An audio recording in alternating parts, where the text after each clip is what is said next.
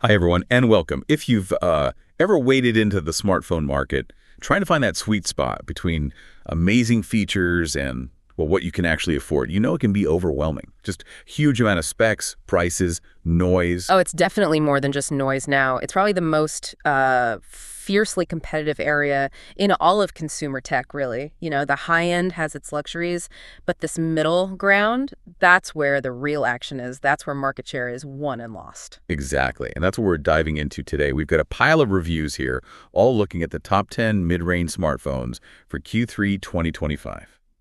So our mission basically is to sift through all this, pull out what really matters, what criteria these reviewers are actually using, pinpoint the main players, and just give you that fast track to understanding this crucial part of the market. Yeah, we're looking at the why behind the lists. What does a phone need to do right now in late 2025 to even get considered for a top 10 spot? It's not just about phones, it's about what we as consumers now expect for our money.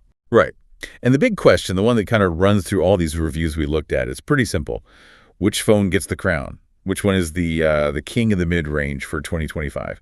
So let's start by figuring out what qualifies a phone to even compete for that title. Okay, so first, defining the kingdom, right? The mid-range. It used to mean compromise, like heavy compromise. Slow, bad camera, something always gave. But now, 2025, it's all about packing in as much quality as possible without breaking the bank. And that's fueling this just intense global fight. And the sources we have are pretty specific about the price battlefield. For this deep dive, mid-range means phones priced between $250 and $500. That's the zone. Exactly. That $250 to $500 range, that's the key battleground, setting the stage for value across the board. But wait, that $250 to $500 spread is huge. I mean, the phone you get for nearly $500 must be way different from one at $250. It is a big difference, yeah. And that's a fair point. It's a challenge for reviewers. You've got almost flagship killers at one end and super smart budget choices at the other. Yeah. So how do the reviews handle that? Does grouping them together make sense? Is it fair? It's tricky, but the sources argue it works because they're laser focused on the value curve. They're basically talking to two different people at once. There's the person searching, best phone for $500, wanting near top tier stuff. And then there's the person searching best phone for $250, needing maximum utility for minimum cash.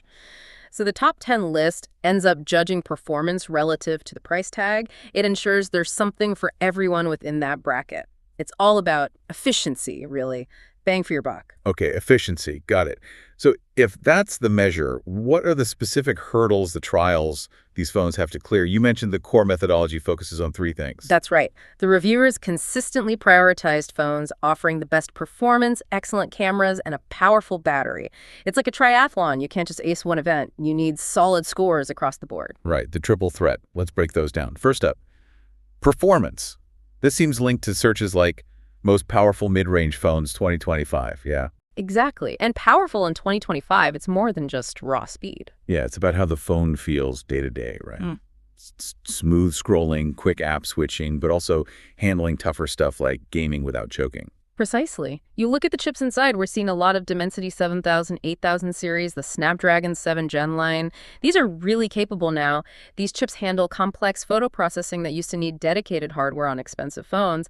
The tech has just matured and trickled down. Which means less lag, less overheating when you push it. Yeah, much less of that frustration. Trying to play a heavy game and having the phone stutter or get too hot after 15, 20 minutes, that's becoming less common in this tier. And performance now also includes the screen. A high refresh rate display is basically mandatory. We're talking 120 hertz. Anything less feels like a step back, and reviewers notice. It's just expected now for smooth performance. Makes sense. It's not just speed, it's the whole smooth experience. Yeah. Okay, pillar number 2, cameras. This was always the big differentiator, wasn't it? The thing that made you spend $1,000 instead of $400. Is that gap finally shrinking? It's shrinking fast. The sources show reviewers were actively looking for the best medium phone camera 2025. And it's not about having a massive 200 megapixel sensor just for the spec sheet.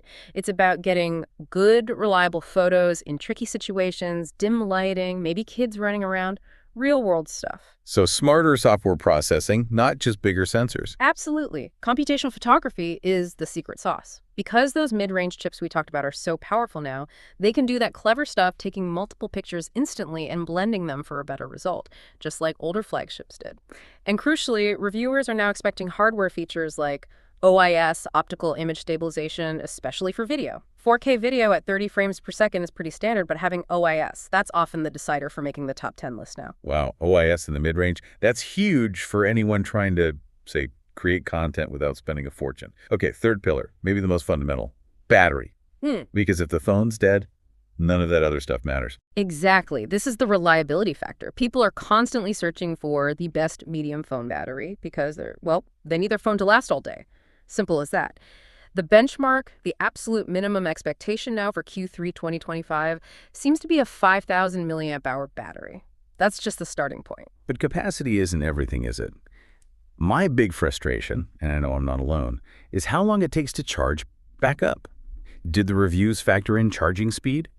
Especially those super fast proprietary standards some brands have. Oh, absolutely. This is a major battleground within the mid-range. Yes, the battery needs to last, but the expectation now is also that you can get a significant top-up really fast, like 50% charge in maybe 15-20 minutes. And this is where brands like Xiaomi and Oppo often shine. They push charging speeds hard, sometimes hitting 60 watts or even more at this price. It's kind of wild. So a powerful battery in 2025 means both endurance and quick recovery. If a phone's still stuck charging at 18 or 25 watts, it's basically falling behind in the race for that mid-range crown. Okay, so those are the three trials. Performance needs that 120 hertz smoothness. Camera needs computational smarts and ideally OIS. And battery needs 5,000 milliwatt plus that super fast charging. And putting it all together, the ultimate goal, like the horses say, is finding the phone with the best value for price. That's the core idea. It's where the engineering choices meet the price point perfectly. The best possible package you can assemble for between $250 and $500. All right, we know the rules of the tournament. Now, who actually showed up to compete? Let's talk about the contenders. It's a crowded field, right? It really is. And the mix of brands in these top 10s tells a story. You've got the established players right alongside these super aggressive, value-driven companies. We're seeing Xiaomi, Samsung, Rommel, Vivo, Oppo, OnePlus.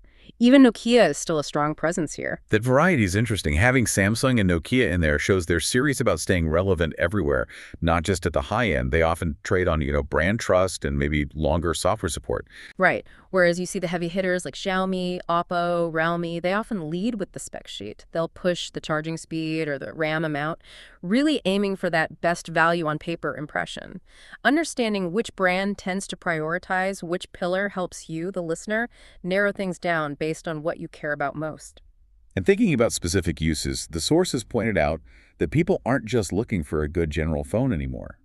They have specific needs, even in the mid-range, like gaming, for instance. Yeah, gaming is a big one. It's not just for $1,000 phones now. The fact that people are actively searching for best phones for gaming at a cheap price or under $500 shows how much those mid-range chips have improved. So the expectation is that these phones should handle popular, demanding games, thinking like Genshin Impact or Call of Duty Mobile, without lagging or dropping frames constantly. Exactly. Reviewers are definitely testing for sustained performance, not just a quick benchmark score. Can the phone handle the heat? Can it keep running smoothly after 30 minutes of intense gameplay? That's crucial. Thermal management is a big deal. And beyond gaming, what about just wanting a phone that lasts? That came through strongly, too. Searches for economic, powerful phones 2025 show that people want durability. They want something that feels solid and will last. They expect it to handle software updates for, say, 2 or 3 years and still feel reasonably quick. It's not seen as disposable anymore. Even under $500, people expect a multi-year investment. That really says something about how much baseline quality has improved. Definitely. The market's reached a point where affordable doesn't mean compromised in the way it used to. It means a reliable, powerful tool that can do almost everything the flagships can, maybe just not quite as flawlessly in extreme situations. Okay, let's wrap this up. Time to distill the key takeaways from this deep dive into the Q3 2025 mid-range battlefield. What's the essential knowledge you need? All right, first, the price range. Remember that $250 to $500 bracket? That's the zone where the real value competition is happening. Focus your search there. Second, the 3 pillars. Always check potential phones against those core criteria. You're looking for that smooth 120 hertz performance, a smart camera, bonus points for OIS, and that big battery with both stamina and fast charging. And third, know the players. You've got Samsung maybe focusing on reliability and software, Xiaomi and others pushing hard on raw specs and charging. Understanding that dynamic helps explain why these phones offer such great value. That competition benefits you. Okay, so here's a final thought for you to chew on, something that came up as we looked at how reviewers made their final calls. Given that no single phone seemed to absolutely crush all three categories perfectly, is the real king of the mid-range in 2025 the phone that's maybe just amazing in one area, like the undisputed best camera? Or is it the phone that manages a solid, balanced B+ across performance, camera, and battery? How would you personally weight those factors? What matters most in your daily use? That 120 hertz screen, getting a 50% charge in 15 minutes, or knowing you've got the best possible camera in your pocket for the price? Mulling that over, figuring out your own priorities for those trade-offs, that's how you find not just a good phone, but the right phone for you in this incredibly competitive market. Food for thought. Definitely.